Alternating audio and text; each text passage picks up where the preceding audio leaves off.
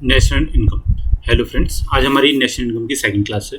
सबसे पहले हमने देखा था हमारी डेफिनेशन किस तरीके से थी। ठीक है, अब हम लोग आज देखेंगे कि हमारी नेशनल इनकम तक पहुंचते कैसे हैं। हमने तो पिछली क्लास में हमारा जीडीपी एमपी देखा था ना। तो जीडीपी का मतलब कि जितना भी आपके यहाँ पर ओवरऑल प्रोडक्ट बन रहा है उसको क्या कर दो भाई, एडिशन कर दो, बस वही आपका क्या है, जीडीपी है। बट जीडीपी से नेशनल इनकम तक पहुँचने के लिए 8 स्टेप्स हैं। तो हम लोग वो देखेंगे कि किस तरीके से नेशनल इनकम तक पहुँचा जाता है। ठीक है, नेशनल इनकम पढ़ने से पहले।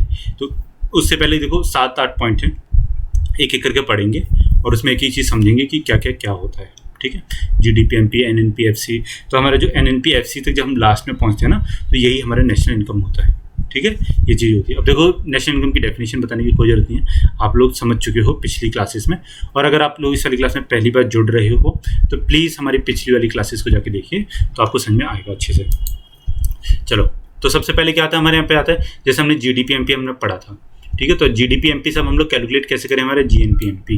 तो उससे पहले हम लोग देखेंगे क्या कि हमारे जीएनपी एमपी का मतलब क्या है। तो जीएनपी एमपी का मतलब होता है कि कोई भी फाइनल ईयर का गुड्स, ठीक है, मतलब एक ईयर का गुड फाइनल जो है हमारे गुड्स एंड सर्विसेज वो बन रहे हैं विद इन अ ईयर। ठीक है, लेकिन इसमें क्या चीज़ हम लोग इंक्लूड कर देते हैं, हमारे net factor income from abroad को इंक्लूड कर देते हैं।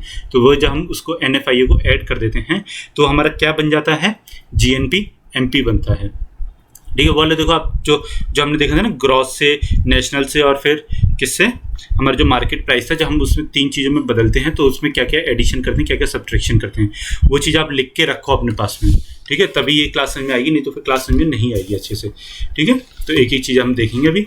तो अब आगे देखो, जैसे हम चलते हैं हमारी क्लास में, तो क्या करते हैं कि जीएनपी एमपी पे जब हम आए तो जीएनपी एमपी का फॉर्मूला एक डेफिनेशन देखते हैं। GNP MP is defined as the market value of the final goods and services produced in the domestic territory. ठीक है, किसी भी डोमेस्टिक टेरिटरी के अंदर बन रहा है, मतलब इंडिया के अंदर, of a country bye normal residents. ठीक है, नॉर्मल रेजिडेंट्स के द्वारा है, during an accounting year including NFIA. NFIA को हम लोग इंक्लूड कर देंगे, बस यही हमारा क्या है, जीएनपी एमपी है। तो जब हम जीडीपी एमपी से जीएनपी एमपी पे जाएंगे तो हम लोग क्या कर देंगे, इसमें एनएफआईए को हम लोग क्या कर देंगे, हमारे ऐड कर देंगे। ठीक है, ये चीज़ समझ में आई। चलो, अब हम लोग जाते हैं हमारा एनएनपी एमपी। देखो, बहुत ज़्यादा ना दिमाग लगाने की जरूरत नहीं है इन सब चीज़ों में। ठीक है, पेपर में हो सकता है कि नहीं आए, लेकिन आपको क्या है, आपको समझना है, क्योंकि आपको बिल्कुल कंसेप्ट से पढ़ना स्टार्ट करना है। ठीक है, तो एक ही चीज़ समझिए, और मतलब ऐसा मत सोचिए कि ऐसा क्यों हो रहा है, किस लिए हो रहा है, क्योंकि ऐसा सोचने में गए तो इकोनॉमिक्स बहुत बड़ा टॉपिक है। ठीक है, मैं आपको बता चुका हूँ कि बहुत बड़ा टॉपिक है। तो अगर हम इनकी एक एक डेफिनेशन के अंदर डीप में जाएंगे ना तो बहुत ज़्यादा टाइम लग जाएगा। तो अभी मैं इसलिए आपको ऊपर ऊपर से डेफिनेशन बता रहा हूँ। बाकी आप लोग इनको फॉर्मूलों को याद रखो, और याद भी करने की कोई ज़रूरत नहीं। वो जो 3 चीज़ें मैं आपको बताई थी ना, आप बस वही चीज़ याद रखो और उससे आपको एक ही चीज़ समझ में आ जाएगी। ठीक है, कि इसमें से क्या माइनस करना है, क्या प्लस करना है। तो जब देखो, पहले तो हमने क्या कैलकुलेट किया, हमारा जीएनपी एमपी कैलकुलेट किया। अब हम लोग क्या कैलकुलेट करेंगे, हमारा net national product at MP. ठीक है, तो उसके लिए हमको क्या करना पड़ेगा, माइनस क्या करना पड़ेगा, डेप्रीशिएशन करना पड़ेगा जीएनपी से। इसका मतलब ये है कि जब हम नेट से ग्रॉस से जब हम लोग नेट पे जाएंगे तो हम लोगों को क्या माइनस करना पड़ेगा, डेप्रीशिएशन, क्योंकि नेट इक्वल्स टू क्या था हमारा, ग्रॉस माइनस डेप्रीशिएशन। ये था ना, मैंने आपको फॉर्मूले में लिखवाया था, तो वही है। अब देखो क्या है कि अब फॉर्मूले से हमको क्या चीज़ समझ आई कि एनएनपी एमपी में क्या चीज़ इंक्लूड नहीं होती हमारी, डेप्रीशिएशन। बस यही इसकी डेफिनेशन है। क्या, NNP MP is defined as the market value of the output of final goods and services produced by normal residents of an economy. ठीक है, वही डेफिनेशन है। In its domestic territory during an accounting year, वही definition है। Exclusive of depreciation, क्योंकि हमको जब net से ग्रॉस से नेट में जाना है तो हम क्या करेंगे, माइनस कर देंगे किसका, डेप्रीशिएशन का। ठीक है, ये चीज़ समझ में आई।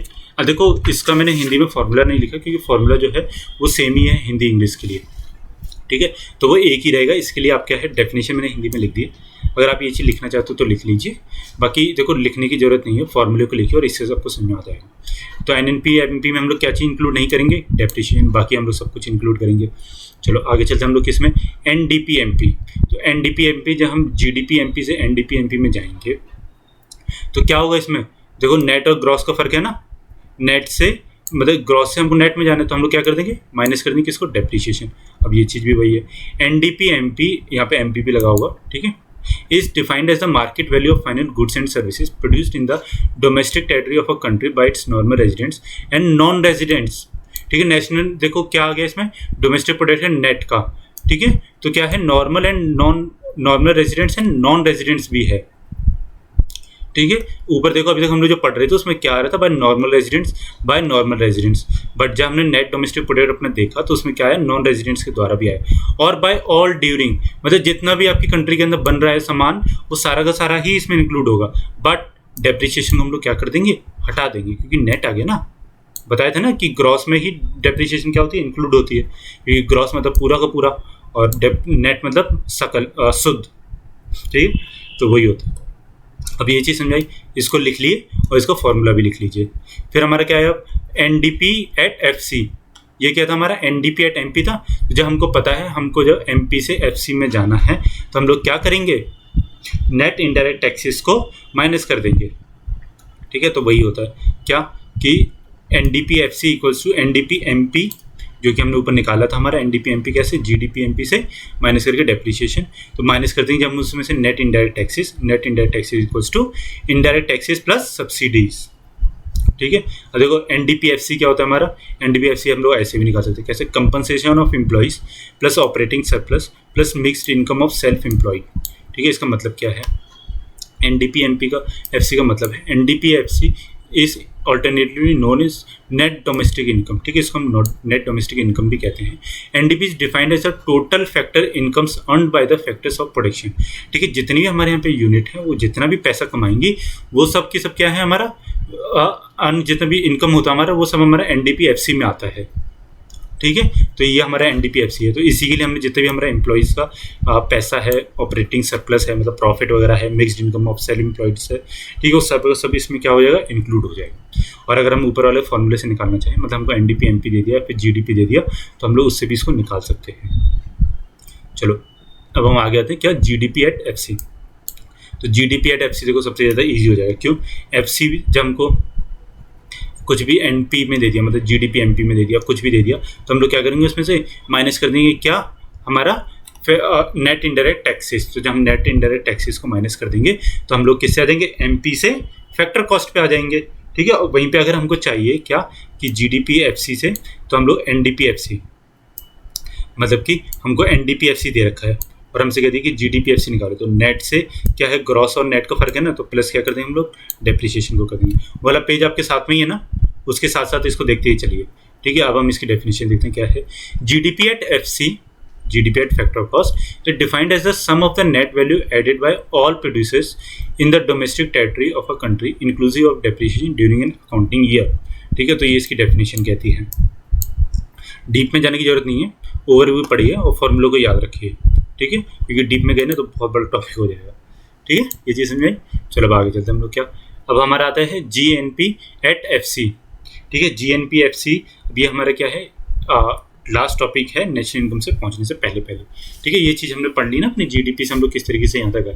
अब देखो GNP FC क्या कहता है, FC से जब हमको NNP दे रखा है, मान लीजिए आपको NNP दे रखा है, ठीक है, तो NNP में आप लोग क्या करेंगे, ग्रॉस और नेशनल का फर्क है तो डेप्रिसिएशन का एडिशन हो गया, या फिर आपको GNP MP दे रखा है, ठीक है, तो MP और FC में किसका फर्क है, नेट इनडायरेक्ट टैक्सेस का, ठीक है। नेट इनडायरेक्ट टैक्सेस का मतलब इनडायरेक्ट टैक्सेस माइनस सब्सिडीज, ठीक है। तो ये क्या होता है, हमारा नेट इनडायरेक्ट टैक्सेस होता है। अब GNP की फुल फॉर्म क्या होती है, GNP is defined as a sum of gross value at factor cost by normal residents of a country during a year and net factor income from abroad, ठीक है। तो ये चीज़ हमारी क्या है, डेफिनेशन है किसकी, GNP एट FC की। ये चीज़ें समझ में आई आपको कि अभी तक हम लोग यहाँ तक कैसे पहुँचे, किस तरीके से हम लोग माइनस कर रहे हैं और प्लस कर रहे हैं और क्यों कर रहे हैं, ठीक है। ये चीज़ समझ में आ गई ना आपको कि हम लोग किस तरीके से माइनस और प्लस करते हुए जा रहे हैं। देखो वो जो एक फॉर्मूला का पेज था ना, उसको आप अपने पास में रखिए और उससे देखते हुए चलिए, तब आपको ये चीज़ें जल्दी जल्दी समझ में आएंगी अच्छे से। चलो हम लोग आगे चलते हैं, हमारा क्या अब तो आता है हमारा NNP FC और नेशनल इनकम। इसी को हम लोग क्या कहते हैं, हमारा नेशनल इनकम, जो कि हमारी कंट्री इंडिया नहीं कहती कि भाई नेशनल इनकम क्या है, नेशनल इनकम क्या है, नेशनल पर कैपिटा इनकम कितना है। नेशनल पर कैपिटा इनकम का फॉर्मूला होता है नेट इनकम और national income upon number of population, जितनी भी number of residents of a country.